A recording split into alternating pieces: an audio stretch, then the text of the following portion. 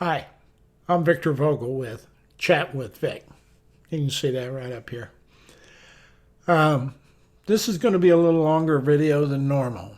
I'm hoping you'll watch it all, but if you're following the social media trend, you're probably going to turn it off the first 10 seconds, right after I said it's going to be long. Now, my point is this: social media is turning into the preferred means of communication for people out there. You have people sitting next to each other, text messaging each other, instead of turning and actually saying something to them. If you know anything about communication, and I happen to be an expert in that area, you realize that 70% of any kind of message or meaning you're trying to get across to somebody is normally reflected in their nonverbal communication. So when you text somebody a written text message and they're not looking at you when you do that, you've basically cut out 70% of the meaning of that message, or the interpretation of the meaning of that message is a better way to put it. So social media has an interesting impact on society. In many ways, it's allowed us to get a lot of really quality information out there that entertains us, lets us know something quickly. But what it does not do is create an environment where we can communicate interpersonally more effectively. You can't do that. You can't explain a lot of things that need to be talked through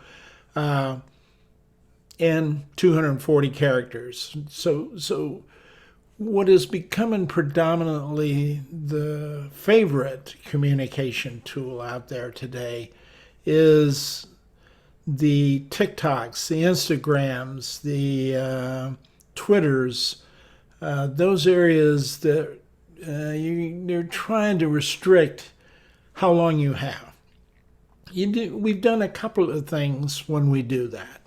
One, there's some things you cannot explain and talk through, and without some sort of dialogue between a couple of people discussing this and arriving in meetings and sharing information back and forth until you can resolve issues. What you simply get, and that's why on any of these, whether it's TikTok or Instagram or Twitter or anything that restricts large amounts of dialogue between people to sort of resolve issues, and cuts that down into just a few seconds, basically kills interpersonal communication. It doesn't allow it to transpire to the point. Not only does it, the time is a shortening aspect of it, but in lots of cases, other major barriers to effective communication, like visual communication between people, where you can, you can see a response and you draw conclusions from those responses. In fact, research has shown that 70% of whatever you say, I interpret through your eyes and your gestures and other aspects of your nonverbal communication. So I'm telling you this now. Social media in its current form, where we're trying to reduce the amount of time you say something. When I look at Twitter, when I look at it doesn't matter any of the social medias, Twitter, LinkedIn, Facebook, Instagram, Reddit, whatever it is, you have just a very, very small opportunity to really communicate anything that requires an in-depth discussion for learning and understanding and grasping the concepts, like leadership development. You can't get that here. You can't get it on social media. It doesn't happen. You don't have time. You don't have time. On top of that, the other barriers impacting that is you lose all of the nonverbal communication in most cases. You have no way of actually determining capability of someone who is telling you or giving you advice. On TikTok, I see so many people talking about, hey, I've got three things that will make you a great leader. First, and within 15 seconds, they're giving you what you are supposed to believe is going to make you an outstanding leader. You don't even know if they've ever led anything in their life. You have no way. You can go back and check their profile, but even in their profiles, I get things like, oh, I'm a family counselor and I'm a psychotherapist counselor. But the problem is they throw the word psychotherapist around like they have a doctor's degree plus practical experience in psychology, when in fact they have a master's degree at the most, even if they have that, and then they have taken a licensing exam of 90 questions. And for that, they're saying they're doing psychotherapy work, when in reality, they're nowhere close to the psychology experts out there in the world. So those are examples of things you need to watch out for. And I'm saying this from somebody who I've probably developed hundreds of leaders over 35 years. I've spent hundreds, I've developed hundreds of leaders over 35 years. I've probably closely developed 20 or 30 who I know have moved into senior leadership positions and done an excellent job. I've followed them, so I know they've done good work. Now, I've probably touched or had impact on leaders, thousands of them. I have covered a full gamut of leadership. Now, what I can tell you for sure is that I've never developed a leader where I've said, read these 5 or 6 books and it'll be great. Over the course of my 30 years, I bet you I've read hundreds of leadership books. And I have maybe 2 books that I feel like I've used on a consistent basis. In fact, I've gotten more information out of research papers. Like in 1959, there's a group called French and Raven. These 2 guys out of the University of Michigan at the time, I believe, did research on power-based management. And that research paper had in it the questions they ask. It allows you to ask the questions and actually take the survey right there for free if you want. And those dynamics associated with their theory are very useful and prominent today. That's a research paper. Now, go back and put in French and Raven in Google, and you will find thousands of books written, all stating the same thing that came out of that original article, just stated a different way or twisted just a little bit to sound a little different, but basically using the same concepts. In doing that, what they did is they didn't really add to the theory. Maybe one group did early on when they moved. There was 5 theories and they moved to information when we moved into the information world. There may be one group, I'd have to go back and find out who they were. But even in that, it was deduced from the 5 concepts you would deduce that you have to communicate. Those theories were prominent back in 1959. And they simply have been restated thousands of different ways and thousands of different books for one specific purpose, to sell books, to make money. You can't take a leader and talk about an issue they're having today and then apply those theories to that issue by simply reading the book.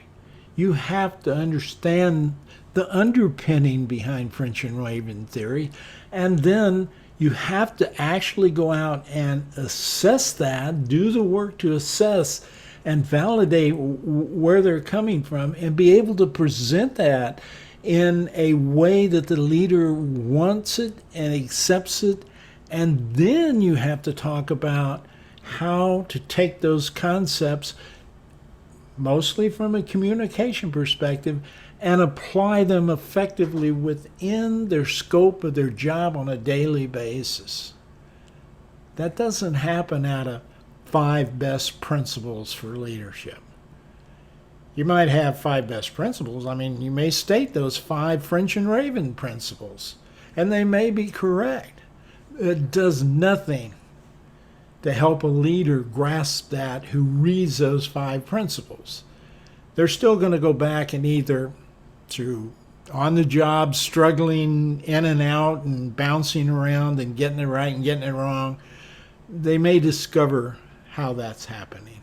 This is where I have a problem with social media, because I see people get on the air, people who say they have positions, but just listening to them, you find it very difficult to believe they were actually leaders. And that's one thing. But the other thing is that they get on there and they simply say, these 3 things are principles. And the answer is, okay, yeah. I mean, I've known that for the last 50 years. It's no secret. You know, it's nothing new. But yet we still have a leadership void in this society today. Why? And it's getting bigger. The gap's getting bigger. We're having even worse leadership now than when I first got into it 35, 40 years ago. Why? It's because we're trying to do a quick fix on leadership. And quick fixes don't work in leadership development. They never have. You can't take 5 books, read them, and say, this is how I became a leader and executive. It doesn't work that way. My guess is you're either in over your head, you're not a real leader where you are, and you've offered nothing to tell us that you have been successfully defined as a great leader by your people. Just because you get a title, even if it's a lot of money, doesn't mean you're a great leader. I wouldn't follow you across the creek. Okay?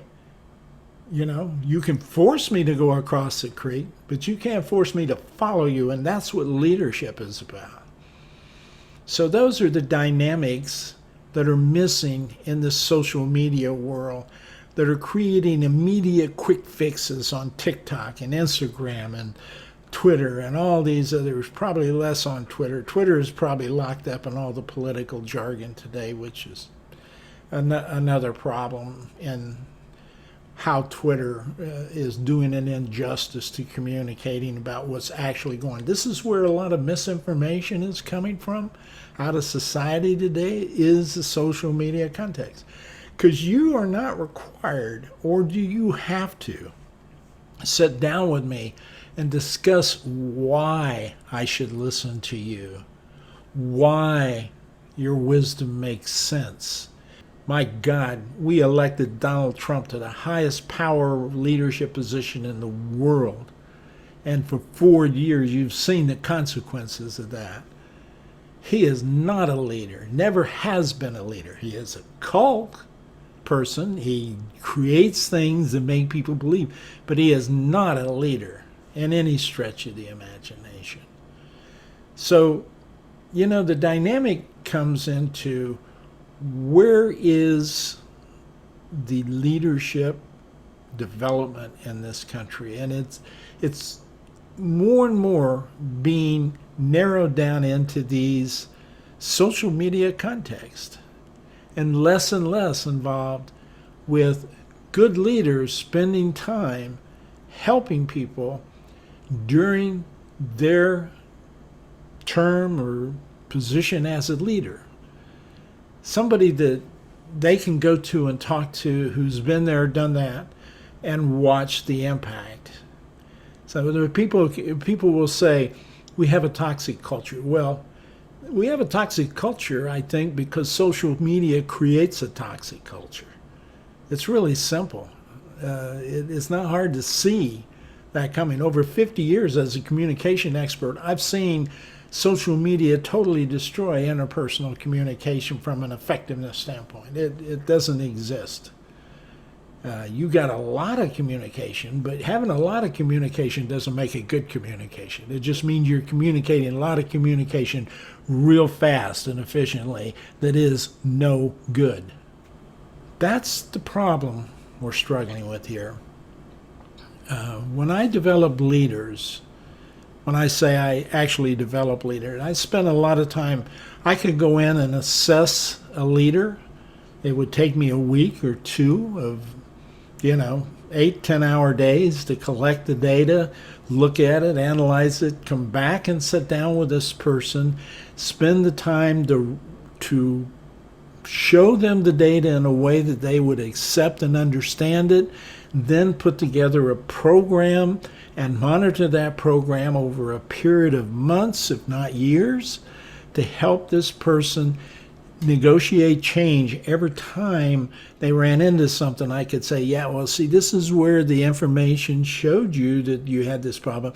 Now, this is what we were talking about you were going to do, the specific, behavioral things you were going to do. Did you do them? And did you do them the way we asked you to do them? We agreed for you to do them. That doesn't happen in 15 seconds. That doesn't happen even in 15 hours. Okay? It takes time. It takes effort. It takes energy to develop a leader. They don't happen overnight. They don't happen in 15 seconds. They don't happen off of Amazon Prime, buying books. They don't happen in a lot of cases with YouTube videos. There's a place for YouTube videos. I mean, I use them all the time to learn which microphone to use and how, maybe, how to set up things. And, but even with that, when they tell me that, you need to capture your audience in the first minute, no, not on leadership development. If you're wanting me to capture you in the first minute for leadership development, you don't want to be a leader because it can't happen. You can't grasp enough in those few seconds to be a good leader. And if you don't want to listen past that, just because I'm either not presentation-wise, I'm not an actor, I'm not trying to be something I'm not. I'm a professional leader. I'm a professional developer of leaders. I'm a professional communication expert about how to communicate. I'm not an actor. I don't put on a show. I don't look good necessarily on this kind of media. That's not where I thrive. I thrive when I'm sitting next to you and we're talking and I can understand you and you can get into me. It's in the counseling, it's in the coaching, it's in the time spent, it's the dedication to truly wanting to help you, not how many likes I get. So when I see somebody say, hey, you have to capture your audience in the first 30 seconds or you lose them, and that's true. I understand that on social media, but social media is not where I develop people. I'm trying to use the medium because, unfortunately, that is the medium that everybody is deciding they want to adopt and accept as a way of getting out to people. That's why I said this is going to be a long video. So if you can't handle the long video, first 15 seconds, then you're not going to pay attention to me. I can't help you. But if you think you want to be a leader, and trust me, it is one of the toughest jobs you will ever grasp in your life. It is also one of the most rewarding jobs you will have in your life. Then you need somebody who is going to spend time with you, lots of time with you, not just a few minutes, hours upon hours, days upon days, weeks upon weeks, months upon months, just trying to help you discuss and dialogue, get to know you, get to know who you are, get to understand you, and you to get to understand why you should listen to me when I tell you, being an effective leader, there is no quick fix. It will require time and experience. Nobody shoots to the top and is what I consider an exceptional leader. No one shoots to the top quickly. It takes time. No one is a natural talent to be a leader. I've seen PhDs fail. I've seen people making billions of dollars fail. My God, the president failed. Trump failed miserably. I've seen people who are down in the ranks who have more control over the working group that's around them than the executives in the company.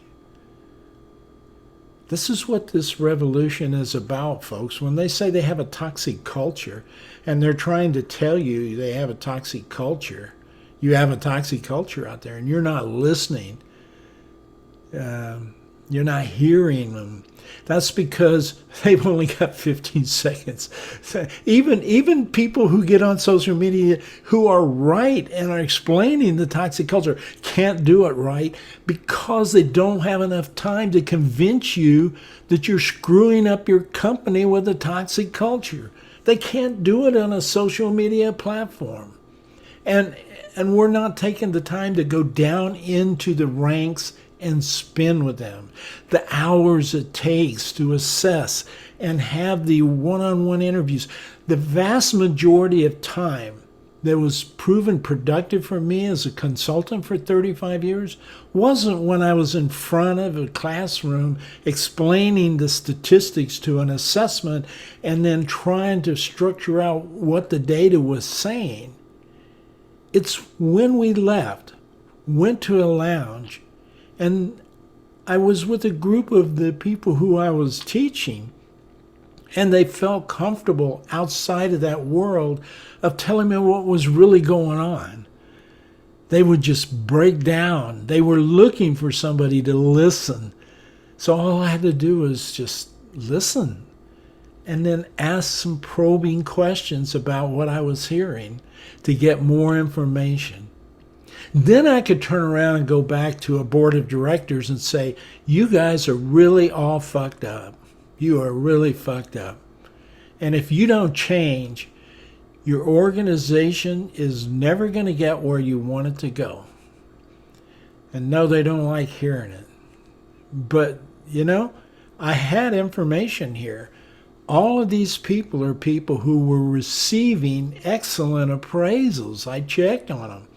I had access to HR as a consultant. So it's kind of like, can you show me their appraisals and their data? Yeah, they're great. These people are producing like hell, but they're not going to be here much longer.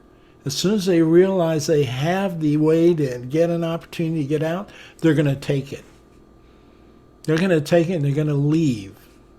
And now, since the pandemic actually forced that dynamic on corporations, they forced them on them, people began to realize, hey, I can do this. I have to sacrifice a few things. I have to change how I do things, but I can stop. I can actually go look for something that I want to do. I can actually look for a company that treats me the way I want. Now, companies had that information available to them before. They didn't want to hear it. If they didn't want to hear it, they didn't hear it. It's just that simple. When you stop listening, you don't hear. Now there's a revolution going on. All kinds of these terms pop up. Quiet quitting. That's not new either, folks. It's just another jargon term for, just slacking off or, just slacking off on the job, just feeling disgusted, just doing whatever you need to do to get by, and that's it. That's been going on for years. I've seen that in all kinds of cultures way back, 30 years ago. So that's not new. It's not new. It's just now people are to that point where they feel like they can express it. And guess what? We have a medium here that allows people to say it. But nobody is going back to that person and saying, come on, let's talk about why you're feeling that way. And is that really what you want to do? You just want to quit? You know? Is that really? Does that make you feel better? Is that who you really are? What can we do to change that? Those dialogues aren't happening. It's just a debate about whether that's right or wrong. It doesn't make any difference if it's right or wrong. It's happening. It's happening in your backyard if you're a leader. And if you can't see that, if you can't accept that, if you're trying to fight that, you've got a real battle on your hands. A real battle on your hands. Again, we're not allowing enough time to discuss this, to understand the concept. I understand you want to quiet quit, you want to slack off, is what we used to call it. In the police departments and other areas, it was like a blue wave or something where everybody got sick all of a sudden. Employees are ingenious. They can figure out ways to get around everything. The fact is, employees are pretty smart. They can figure out how to get around everything. Or you can get into them, create the right culture, and they can figure out how to make you more successful too. But do you do that? That's the question I ask you as a leader. These are things you've got to grasp. Now, when it comes to leadership development, I'm sorry, you're not going to get to be a great leader knowing 5 principles. Leadership is far more complex than that, You can't even scratch the surface with that. You've got to understand the dynamics going into leadership. You then have to go into it, and you have to learn how to cope with where things are at the time. You've got to learn to take those 5 principles and apply them. Nobody's telling you how to apply them. They're simply telling you, look, here are the 3 things you need. 1, do this. 2, do this. 3, do this. Okay, see you later. But how do you do that? The fact is, it's a real interesting principle. For example, you have to communicate to do that. Do you know how to communicate even? Number 1, maybe you're within the top 2 complaints that people have about their leadership. They don't communicate. Why don't they communicate? Well, because people haven't taken the time to stop and think, hey, K through 12, you're taught grammar. Nouns, pronouns, sentence structure, all of that kind of stuff, and a language. And if you're lucky, maybe you took a debate course, but you probably tried to steer clear of that because you don't like it. However, that's not communication.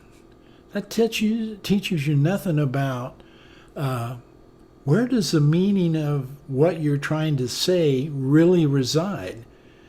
There's a basic communication principle that dates back 50 plus years. The meaning of the message is always in the mind of the receiver. Now, let me say that again. The meaning of the message is always in the mind of the receiver. Think about that.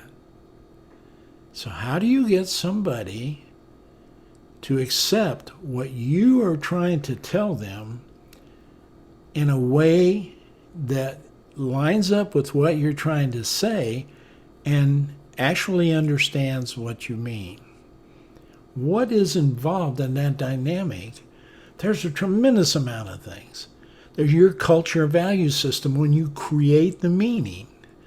There's the transmission of the message, verbal or nonverbal. So if I said something like, yes, what do I mean? Do you have any friggin' idea what I mean? You'd have to use, quote, feedback and active listening and dialogue, circular dialogue to arrive at, yeah, I'm actually meaning yes. Yeah, so I should have done this. I'm sorry. Do you get this? All of those dynamics are barriers that get in your way every day. So when you're trying to tell a leader you're going to do 1, 2, 3 things, and you give them 3 things, and you don't give them the how and how to do those 3 things, you're giving them nothing. You're giving them nothing, basically. Leadership development is far, far more complicated than you're getting on social media. So if you're interested in being a real leader, someone who makes a difference and then command the salary for getting that difference done in a professional way, you need to understand what leadership is about. You need to not only understand the principles and concepts, these 3 things that people are telling you, I'm sure, have been told to people for as far back as the 20s and 30s, maybe even before then. They're just repackaged in different words, different graphs and charts or whatever you want to use. Same concept, but nobody is really, how do you get that? Okay, so I got it. So I'm in this little graph here, and I need to in this corner here, and I need to be down here in this corner over here. How does that happen? How do you tell me? How did that happen? How am I supposed to make that transition? And if I don't want to spend more than 15 or 30 seconds learning about it, am I going to really understand? Okay, I don't want this to be negative. What I am saying, social media has its little niche in the world, and the problem is it's getting into niches that it's not designed to do. When Zuckerberg put together Facebook with all his friends there in Harvard in a probably in a dorm room or something somewhere, he didn't have in his mind that he was going to be a dominant influence on world communication at that time. Call him up and ask him if he did. I think he's going to say no. I think what he had in mind was, hey guys, we're doing this technical stuff, and might be a good way for us to, get together and all our friends kind of tell us when they're going to be doing stuff so we know where everybody is and what's going on with everybody. That's all he had in mind. It was just a simple, let's keep track of each other, friendly, kind of communication. A social media. Not a dynamic, world-changing medium, a social medium, where what we're saying isn't going to require much more than 30 seconds. I'm going to be over here at, John's Pizza Place, okay? We're all meeting at John's Pizza Place. Just going to talk about, the history class we had yesterday. That's it. That's social media. It's social. We're going to get there. Hey, if I want to partake in that, I can go over there and get involved. Not, is it a matter of whether or not we should be teaching CRT or not? Or you can't get into that kind of discussion in 20 seconds.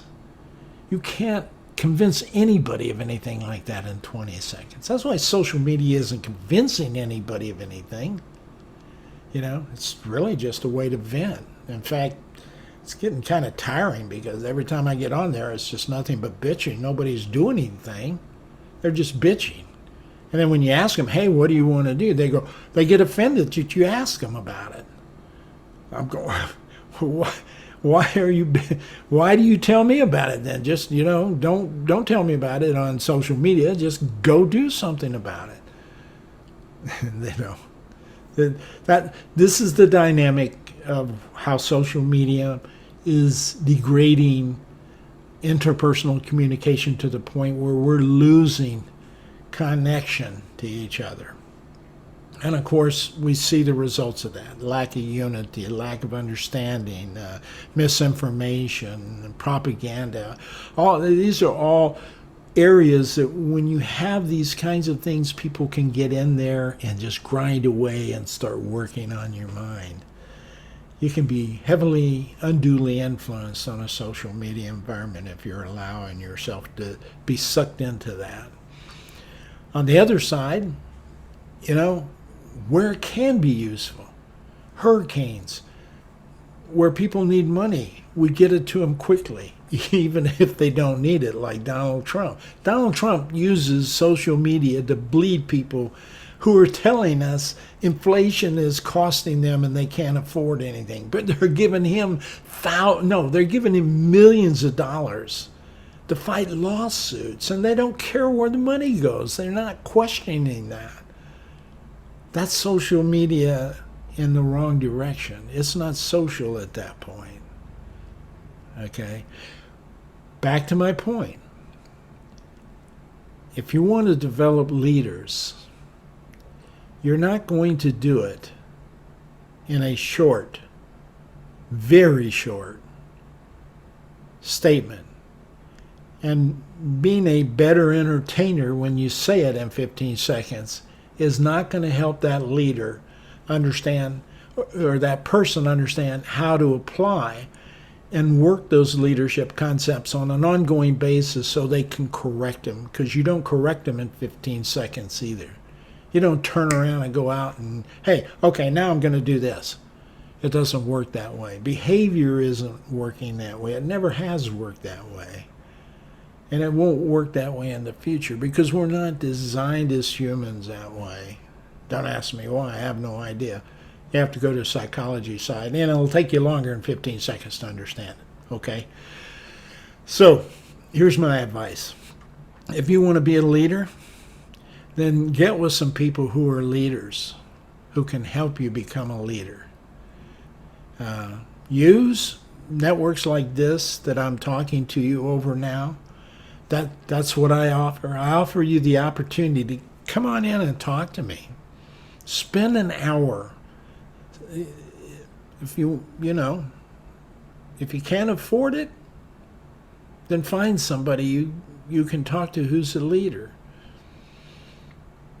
But if you check in and register with me and you want to talk, guess what?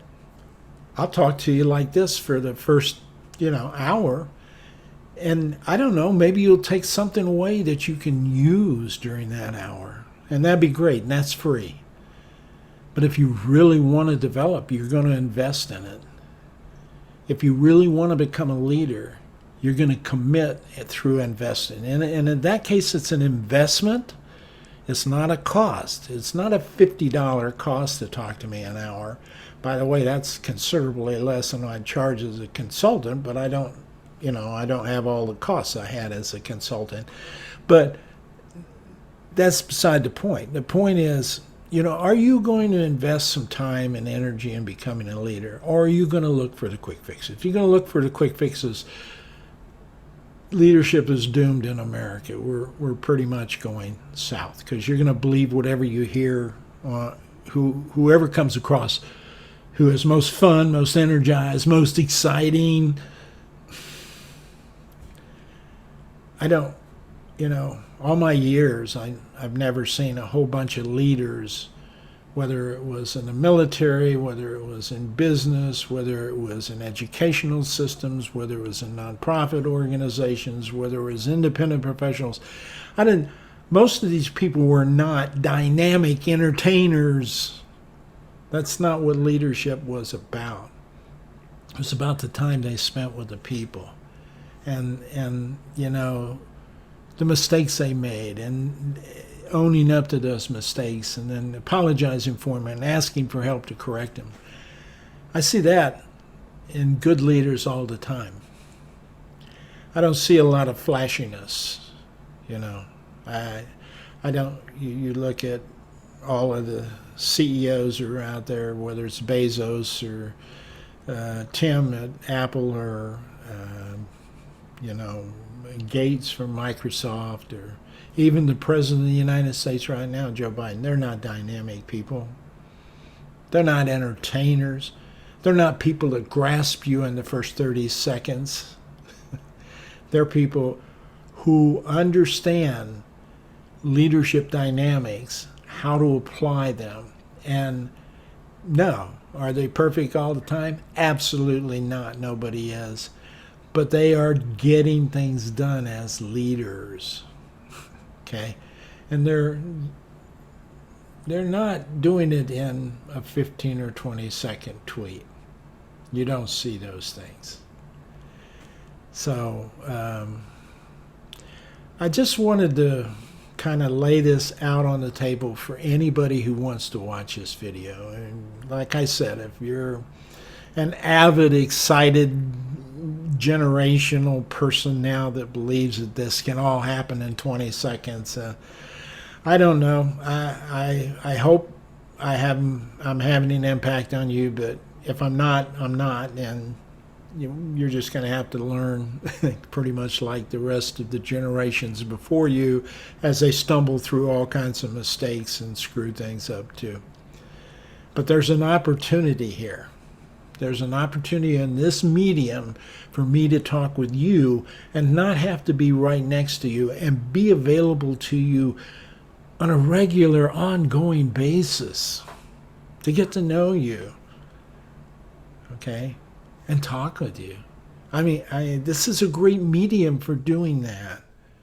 Not in the 20-second TikTok or Instagram.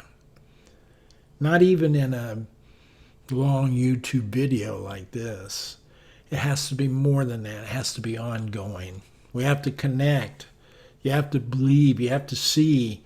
You have to grasp that what I'm understanding works. If it doesn't work, then we're not going to be doing any work together anymore. But if it does work, you've got someone you can call on an ongoing basis.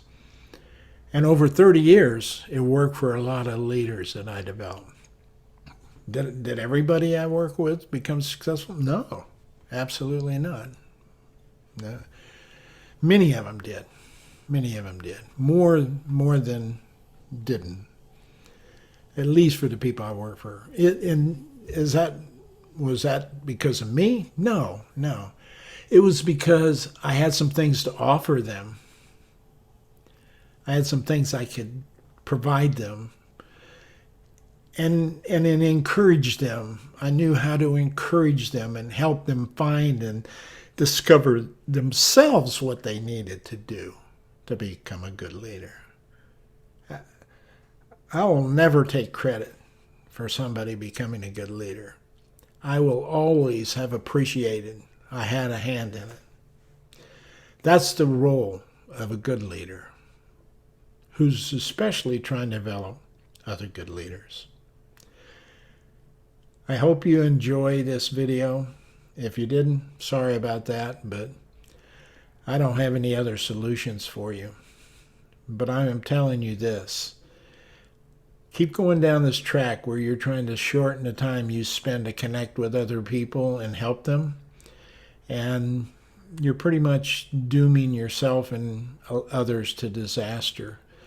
It's going to take time for us to talk, to understand each other, to help you get where you're going. And am I going to be right for everybody? No. But somebody is right for you. Find that person and make them your mentor. Make them your guru. Make them your, without the degree, leadership analyst or psychologist, if you will. Shrink, I think was the word I was saying. Let me be your leadership shrink. That would be a social media category, but I try not to get involved in that because I'm not a shrink. I am an expert, I think, in leadership development and communication, but I'm not a psychologist. If you have issues from that standpoint, I'm going to refer you to a psychologist, not try to help you. This is the important thing. This is the important thing. If you're going to get on and offer help on TikTok, Instagram, or whatever, don't just cite 3 things and get out of there real quick. You'll get lots of likes, but you're giving nobody anything that's helpful. Now, on the other side of the picture, I have a hell of a time watching you. I love watching you. I love the entertainment side of it. Some of it is, I wished I had that skill set. I wish I had the skill set to make people laugh and enjoy, and maybe that could be the hook. If I had that skill set along with my abilities to develop you over a long period of time, maybe more of you would hook with me. But that's not me. I'm a professional leader, a professional developer of leaders, and a professional communications person that can help you communicate more effective as a leader. Those are the tools. Those are the vehicles that allow you to grasp all of these 3, 5, 10, 20 things that people are telling you are the characteristics of a good leader. To tell me that as a leader, that what's important to me as a leader is character, doesn't tell me anything. What the hell's character? What's character to who? What's character to you? What's character to me? What's character to everybody else out there? Why does people not see that Donald Trump doesn't have character? They think he does. His MAGA followers do. Why? Do you have that explanation for me?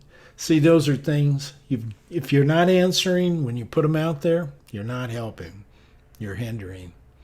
You're hindering.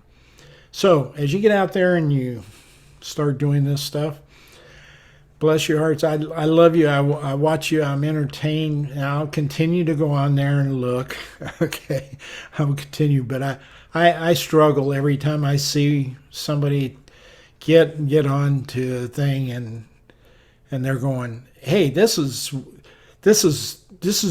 toxic culture. Here are the 4 things that cause toxic culture. It's like, really? 4 things? God, if that's the case, how come it hasn't been solved? I mean, that's simple. So anyway, I hope if you're interested in becoming an effective leader, I'm interested in helping you. I mean, that's why I'm retired. This is, I have my apartment here and I broadcast out of here, and I'm trying to help people. I'm trying to connect and help people. It's not easy because I'm not an entertainer, and I'm fighting a medium that's fast approaching becoming the most popular way to communicate to people. And I don't have any money to have any of you guys help me, by the way, so don't try to do that. But if you're a leader, if you're an organization out there, this is what, if you want to know why you're having trouble getting employees to come back to work for you, it's because you are fighting a social media epidemic on remote work, and they don't understand in the slightest what remote work means. Many people are confusing that whole YouTube influencer wave where I can go out and do anything I want to do anytime I want, and then you can take it as a boss and use it. That's not how companies work. It's not how organizations want to work. It's not how they tend to work, and it's not how they become most successful. These are not the companies that are becoming exceptionally dynamic using those kinds of workforce. It's kind of a hybrid thing that we need to be putting together. One, to protect ourselves from things like pandemics or other things. But when I was checking into this whole remote work thing back in the early 1999, 2000, we were beginning to work with how we create, we call them virtual teams in Europe and Middle East and South America and the United States, where we put a particular group of people together, or operating team of some sort, I think in that time we were doing oil and gas, and we needed to put operations people together and solve problems like supply chain management and things like that. And we needed those teams to integrate from all over the world and come together. So we had to try to get how do you get those people? Who are they? What leaders are best suited to operate those teams? What people are best suited to be within those teams? What are the expectations we would have out of those people? How would we assess those or manage those expectations? How would they know how we wanted that to be done? All of those dynamics were part of creating a virtual workforce team. Okay, so that was being worked on way back in 2000. Boom, the whole damn world is thrown into that environment, and people weren't ready for it.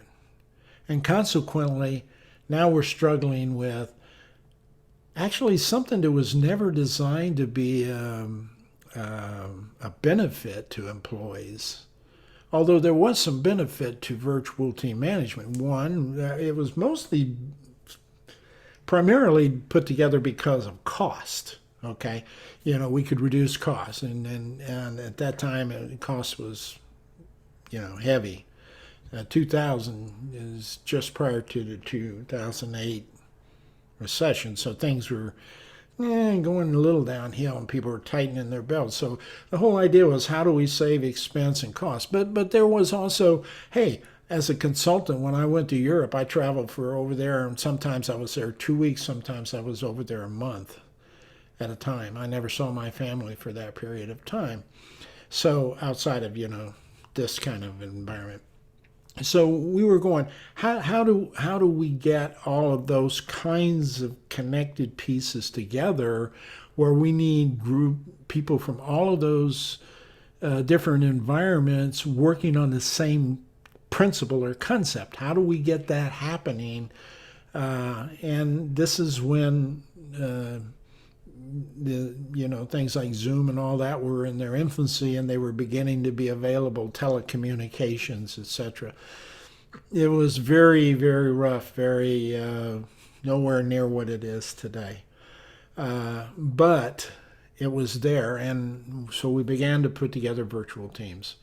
And so there's a big difference between working for an organizational group of people like a company as a remote worker than trying to be an independent contractor delivering work to an organization. Even an independent contractor will get heavily tied into the organization.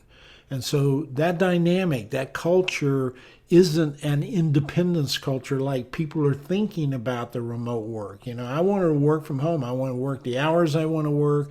I want to do the things that I think need to be done as long as I'm delivering you the product.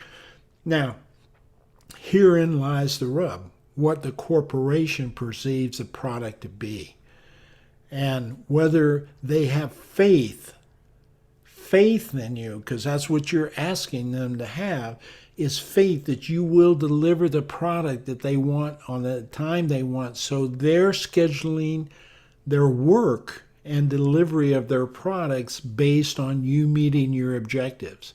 So how do they know that timeline is working right? Because people are talking about, well, they're tracking me. They're tracking whether I'm working or not. Well, at first, you're asking me to say, I trust you will deliver what you're going to deliver on the time you're going to deliver it. When you do that, time after time after time, for a period of time, not a few days, not a few weeks, maybe a couple of years, I can trust you. And I'm not worried about when you're working, how you're working, or any of that, because I have proven facts. But until that happens, or if I bring you on new, until that happens, you can expect me to question right away whether or not you have the ability, competency, and desire to deliver what I want from you when I need it. See, so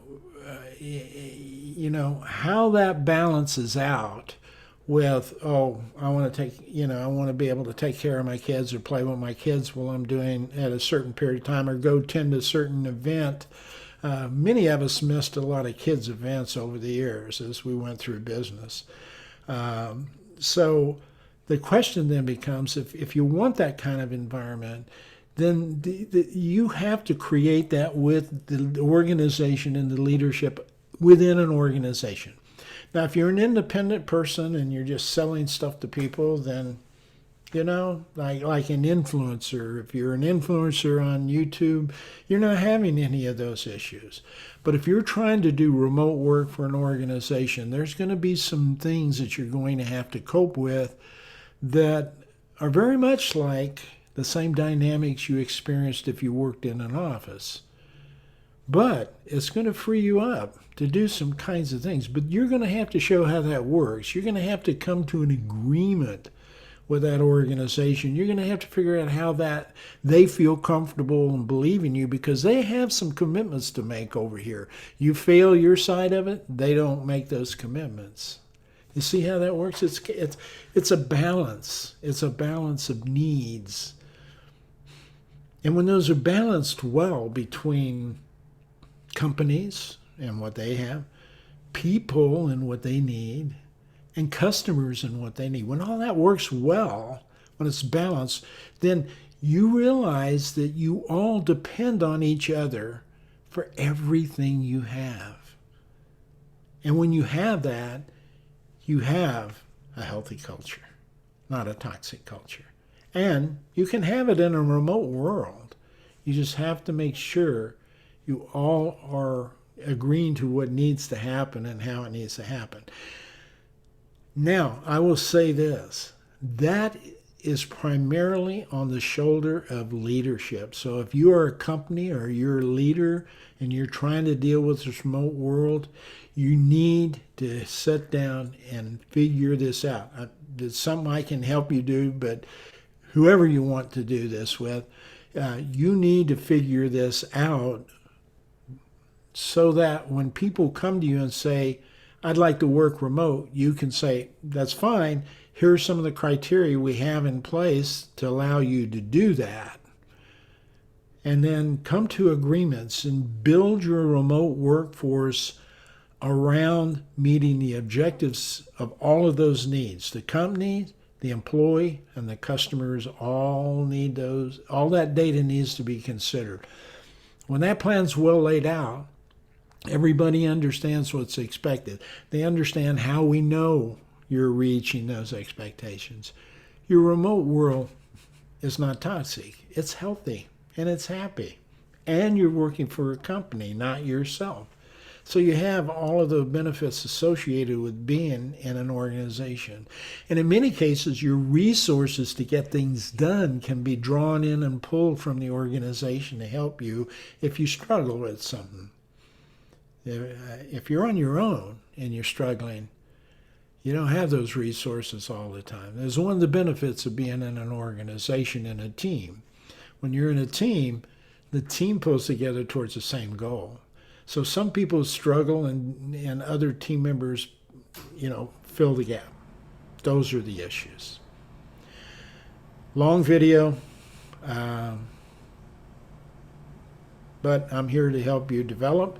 If you're looking for the remote side and the communication side of that as a company or a leader, you can reach me. Well, I'll be glad to talk with you initially about whether I can help you or not. That doesn't cost anything. I'm here. I'm available.